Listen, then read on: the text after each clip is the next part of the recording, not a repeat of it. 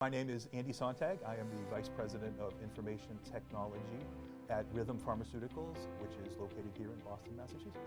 We had a very large initiative last year for the internalization of our patient services activities.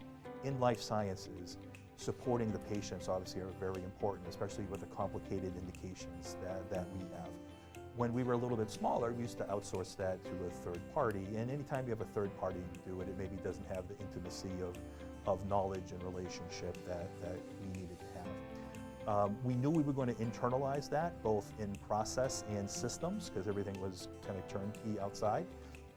Immediate thought was to go to Clarkston and say, here's a large project, maybe one of the biggest ones we've done here at Rythym, because it's very customer facing. Because anything that we do that might be amiss in that implementation would directly impact our ability to support the customer, and in some cases maybe even provide the customer with the product.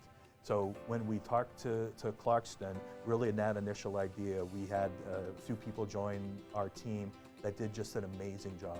We talked about the different approaches in regards to experience and kind of commitment to it. You know, the individual that headed up that project just threw herself into it and really just became a core part of the team, to the point where the individuals who were on the business side have always looked to her to say, hey, I have this other problem related to this, I have this other discussion related to it. So it ultimately became less about the rollout and implementation, but a lot about the business processes that all surround it, which is a great sign of respect for Clarkston and the individuals that were involved in it, because they ended up really, because not only was it a new system, but it was new processes, it was new function that kind of didn't even exist before.